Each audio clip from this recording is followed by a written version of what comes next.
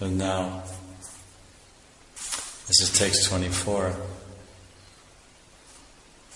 Prahlad Maharaj's prayers. Tasmad amustanupritam maham ashishagyan ayushriyam vivavam aindriyam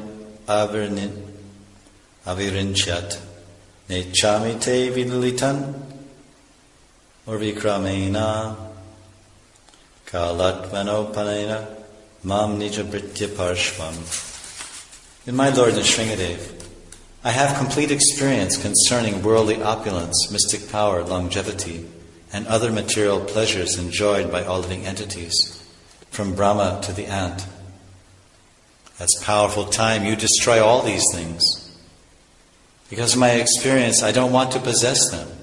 My dear Lord, I request you to place me in touch with your pure devotees and let me serve him as a sincere servant.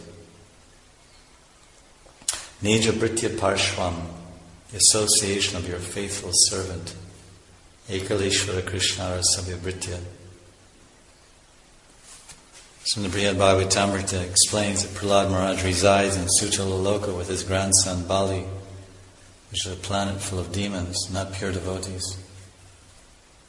So by studying Bhagavatam, one can get experience like that of Prahlad Maharaj.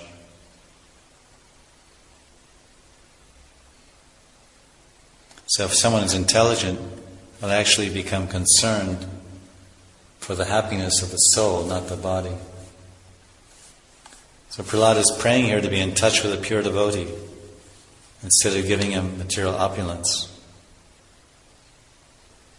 Every intelligent man in the material world must follow Prahlad Maharaj. In other words, what's valuable is devotee association, not material opulence.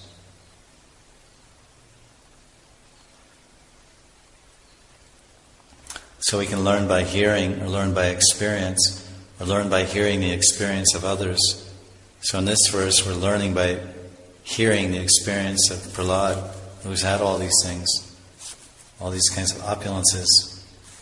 But they're not, a devotee is not concerned. Bhukti mukti siddhikami, sakalaya shanta, Krishna bhakta naishkama ateva shanta. Material opulence, bhukti mukti and siddhi has no concern for a devotee. He is peaceful, being free from all desire. So Prahlad rejected all these things. He simply wanted to be an apprentice, or a servant, or a disciple of a pure devotee. He goes on to explain how the material body is just a pain factory. There's no happiness here.